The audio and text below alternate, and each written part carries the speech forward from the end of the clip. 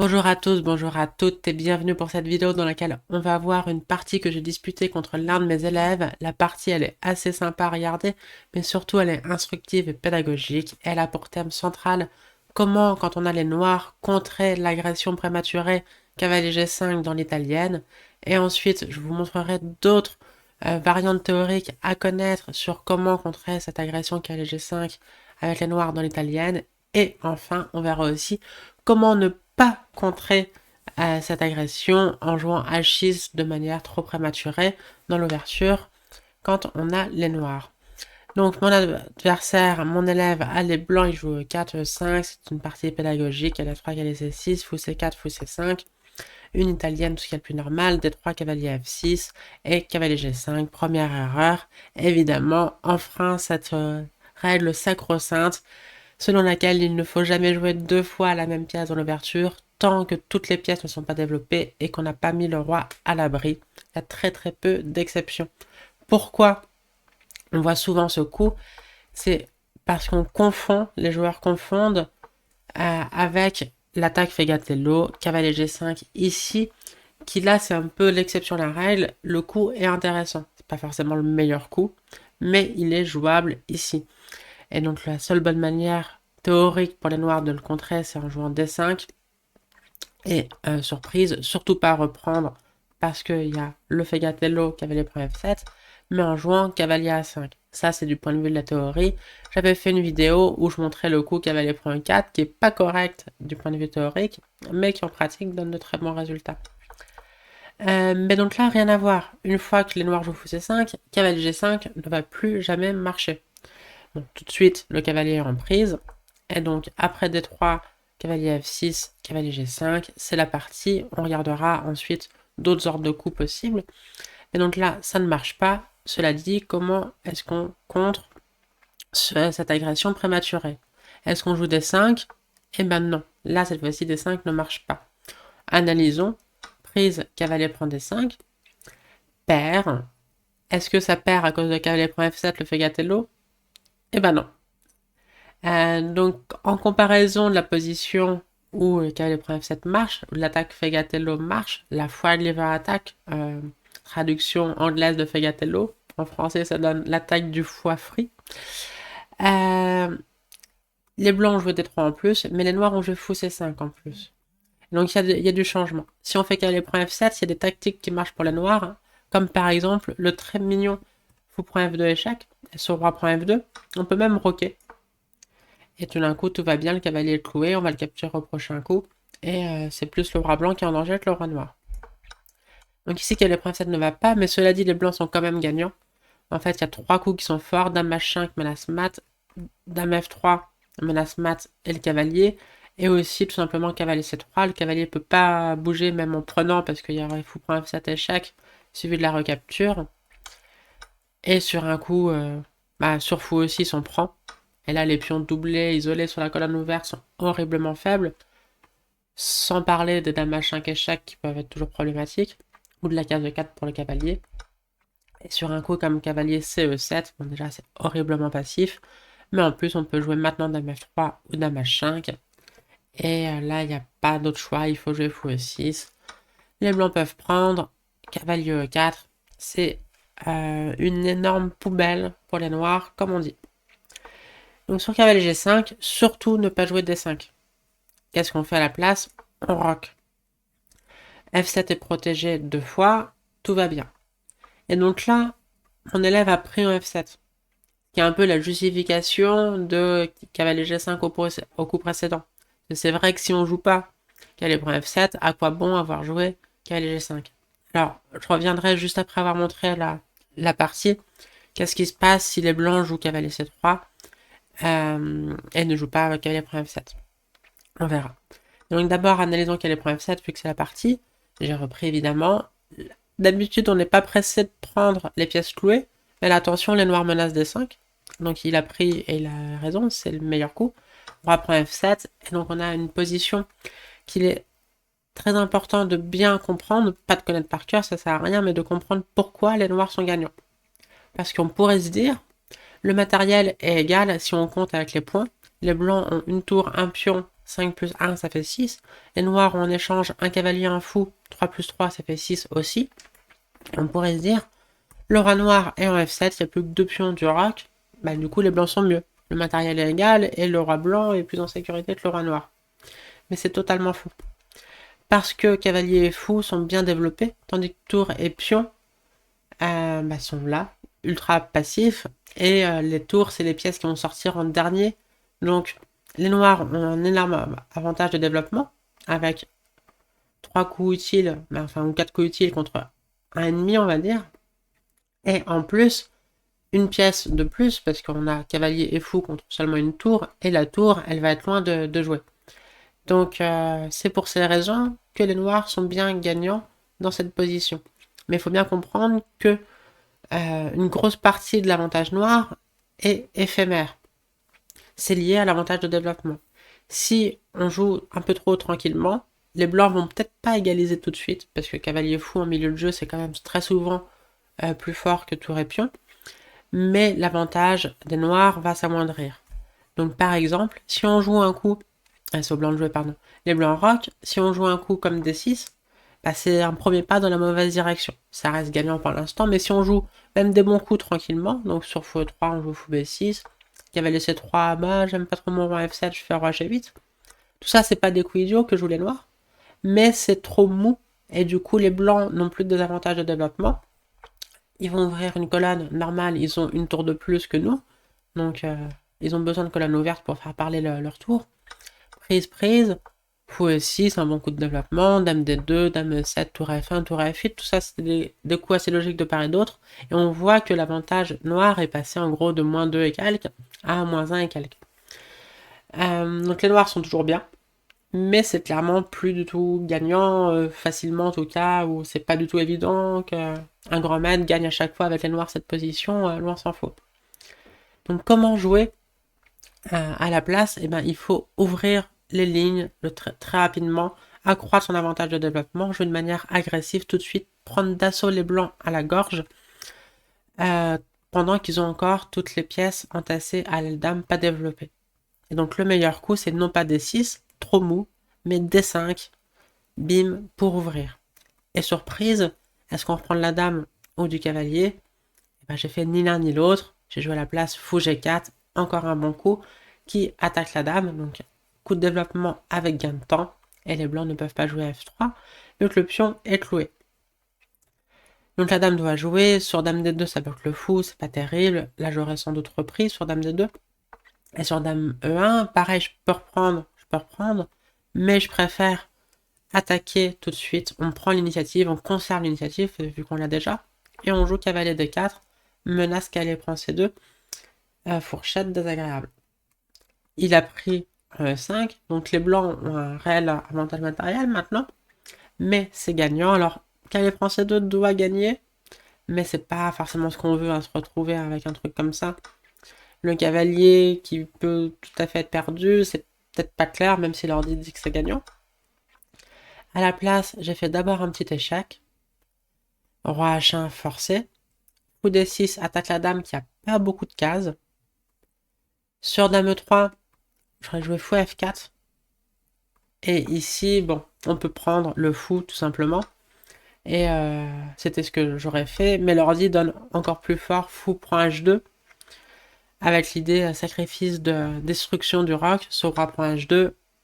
C'est presque mat si on peut jouer dame H4. Et donc on n'a plus qu'à bouger le cavalier de manière à faire une grosse menace.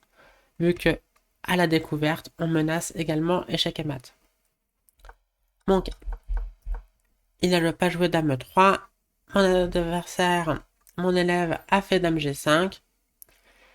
J'attaque la dame qui n'a pas beaucoup de cases. H6, dame H4, G5. Je continue mon agression sur la dame blanche. Donc vous voyez, à chaque coup depuis D5, j'ai pas laissé mon adversaire respirer. Il n'a jamais eu le temps de se développer. Dame prend H6. La colonne H est maintenant ouverte. On en profite. Dame H8. S'il fait fou prend G5, je peux changer les dames, jouer tour H8, et le fou est attaqué, ne peut pas jouer, tour prend H2 fait mat. Et donc sur dame H8, il a pris. Tour prend H8, menace mat. Et petite question, pour vous, top tactique. Quel coup ai-je joué après H3? Je pense que vous l'avez vu, un joli mat en 2 pour mettre fin à la partie. Tour prend H3, je prends H3, fou F3, échec et mat. Donc ça fait un peu les parties à l'ancienne de genre Greco avec les noirs contre le fameux NN. En latin, no name, je ne sais pas comment on dit ça en latin, mais le NN original est une locution latine dont je me rappelle plus, mais c'est pour ça que vous voyez beaucoup de parties avec NN. Hein, c'est pas un joueur Nicolas, je ne sais quoi. C'est qu'on n'a pas le nom de l'adversaire anonyme. Donc, on va revenir d'abord ici. Plusieurs points. Que se passe-t-il si les blancs ne sacrifient pas? Le sacrifice ou l'échange de ce cavalier et du fou contre la tour et le pion est donc très mauvais comme on a vu. Les noirs ont un trop gros avantage de développement et vont s'en servir en jouant dynamiquement. Donc que se passe-t-il sur cavalier C3? Eh bien on va jouer H6 tout simplement pour inciter cavalier prend F7. Ce sera une version légèrement meilleure pour les blancs, enfin meilleure, moins pire que la précédente, mais ça change rien au fait que les noirs sont bien gagnants ici, leur cavalier et leur fou étant bien plus forts que la tour blanche et le pion blanc. Donc cavalier prend F7 est toujours mauvais. Le meilleur coup c'est cavalier F3, mais en général c'est parce que font les blancs, parce que c'est un aveu d'échec terrible d'avoir joué cavalier G5 et cavalier F3. Dans les 3 derniers coups, on a juste perdu 2 tempi pour rien. Un tempi à la rigueur parce que H6, peut-être que c'est pas ce que les noirs auraient fait, mais bon. Donc là, les noirs sont juste très bien, on peut jouer des 6 et maintenant c'est comme si on avait les blancs. On a gagné un meilleur développement que son adversaire. Mais en général, le coup joué sur H6, c'est H4. Et la question c'est, sachant que si je fais H6, il me fait H4, est-ce que je fais H6? Beaucoup de gens ont peur parce que la première fois qu'ils jouent H6, leur adversaire fait H4, ils prennent, et puis en fait prendre perd, parce qu'après H prend G5, on a le cavalier attaqué.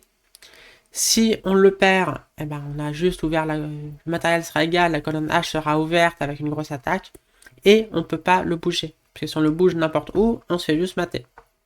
Ici c'est mat, en plus il n'y a même pas de pousser du pion F, il y a le fou, mais il n'y aurait même pas besoin du fou, ça serait mat quand même. C'est atroce. Et donc, souvent ça arrive dans une carrière qu'on perde une partie comme ça, ou si on la perd pas de nous, on voit une partie perdue comme ça, et du coup on a un peu trop mat, et on se dit, attends, là il veut me la faire, si je fais H6, il va me jouer H4 tempo, tout sourire, du coup je fais pas H6. Et bah si, en fait il faut faire H6 quand même, parce que H4 c'est un affaiblissement horrible.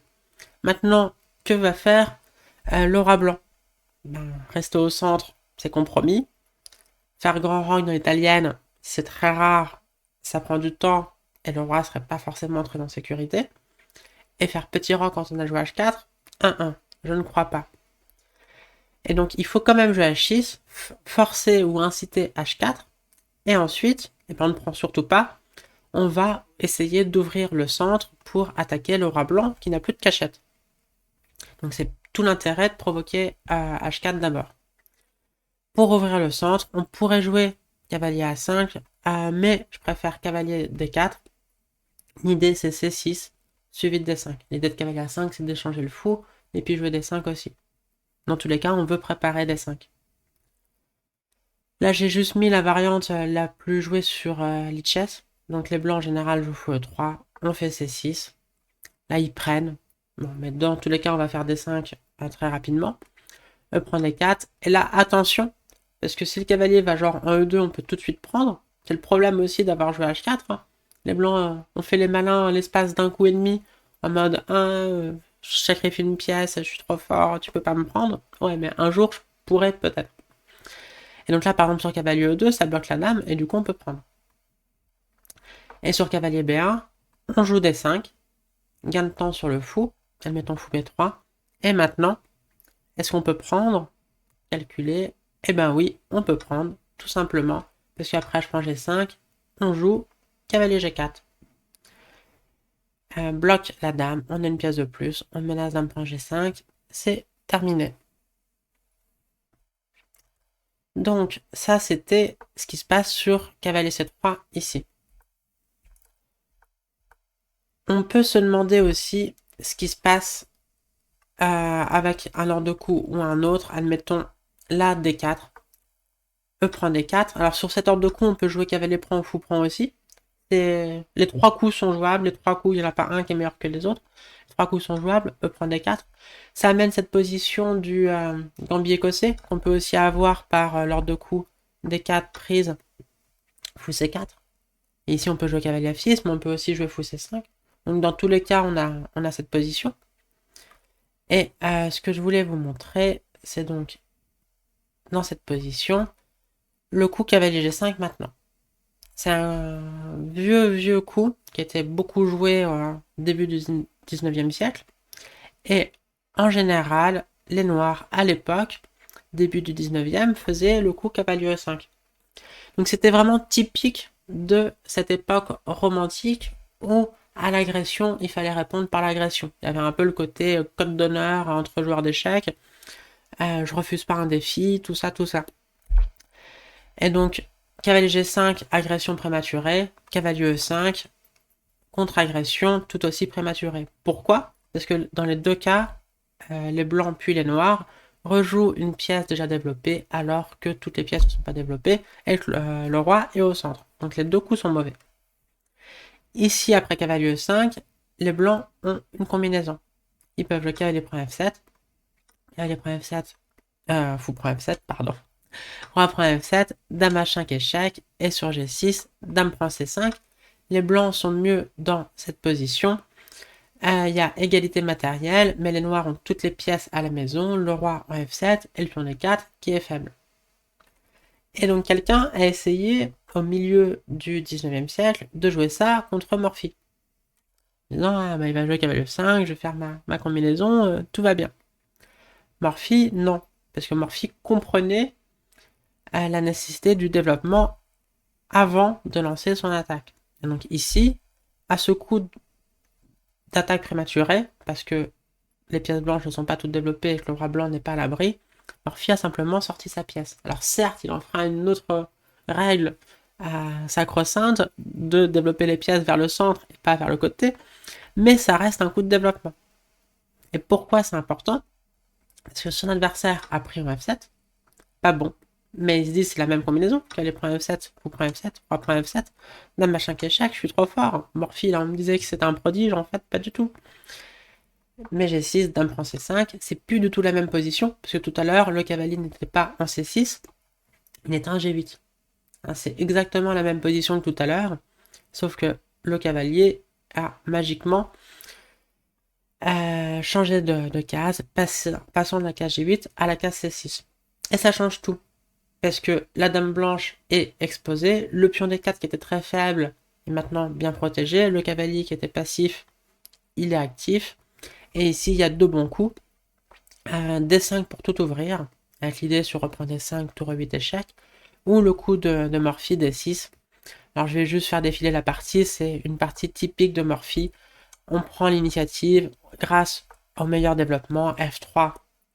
Ne jamais toucher le pion F, s'il vous plaît. Cavalier A5, attaque la dame, petit échec, et c'est juste un massacre. La fin de la partie est assez sympa. Roi E8, abandon dans cette position. Il va y avoir un gros problème sur F3. Bref, on aurait pu passer plus de temps sur cette partie, mais c'était pas la thématique, c'était pas une thématique comment profiter de l'avantage de développement, mais comment punir ce cavalier G5. Évidemment, les deux sont quand même liés. Et je crois qu'on a fait le tour. Juste un petit point. Si les blancs jouent cavalier C3 à la place de D3, ça ne change pas grand chose. On fait cavalier F6. Cavalier G5, toujours un mauvais coup. Là, c'est évident qu'on ne peut pas jouer D5. Il suffit de savoir compter. Après D5, les blancs attaquent 1, 2, 3 fois la case D5. Nous, on ne protège que 2 fois. Donc D5, le pion est en prise prenable et sera pris par les blancs. Mais donc, on fait roc et cavalier F7 ne marche toujours pas. Sur D3, ça transpose dans D3 d'abord et cavalier C3 ensuite. Donc, on joue H6, tout ça, tout ça.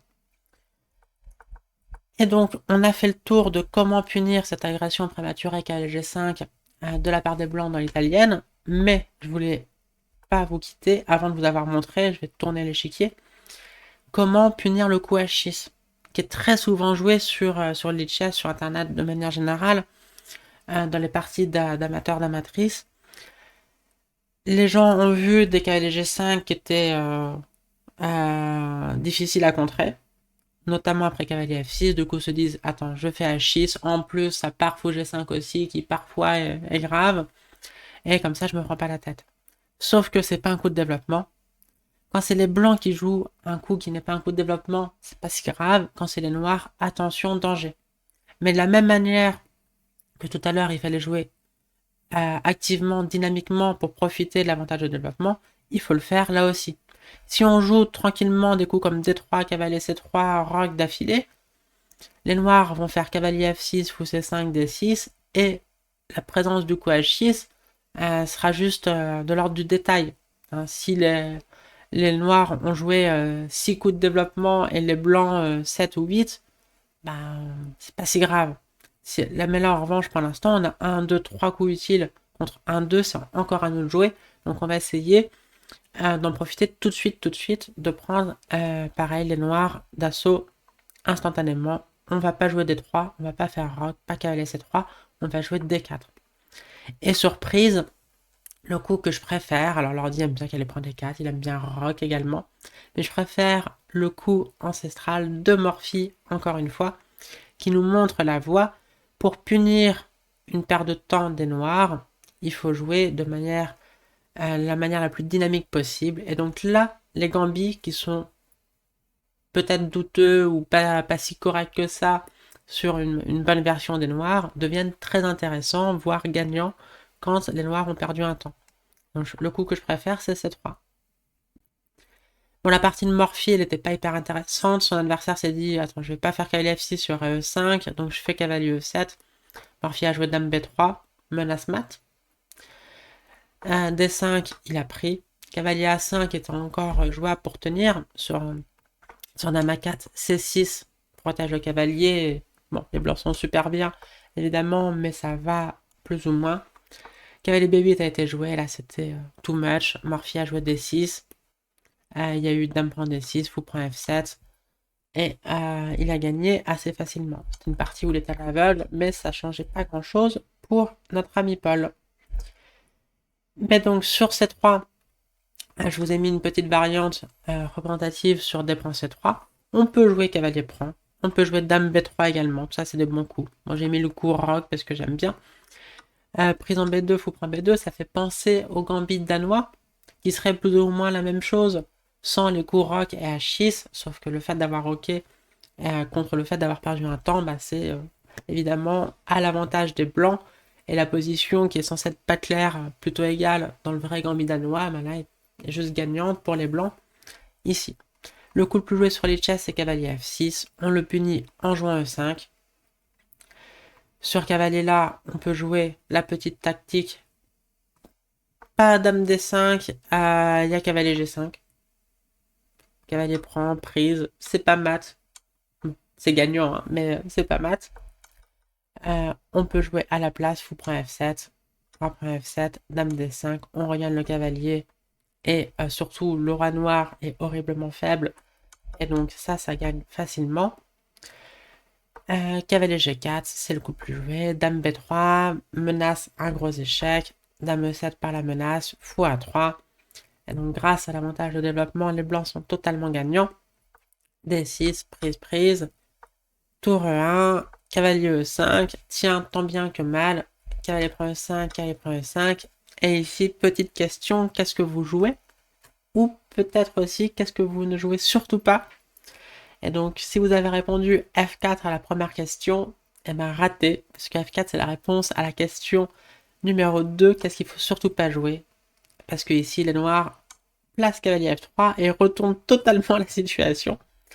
Sur je prends F3, dame prend E1, enfin de toute façon c'est dame prend E1 pré-move de la part des noirs, et les noirs sont gagnants. Mais à la place, on peut juste jouer cavalier C3, la tour est maintenant protégée, on menace F4, on menace cavalier D5, on menace cavalier B5, on menace tout. L'ordi recommande qu'elle prend C4, laisse faire tour prend E7 pour vous dire à quel point il pense la situation désespérée, mais c'est vrai qu'il n'y a pas de coup. Sauf fou E6. Ça a l'air d'éviter des thématiques de clouage, mais non, il y a aussi clouage par là, et donc on peut jouer tour prend E5. Donc bref, les blancs sont totalement gagnants ici.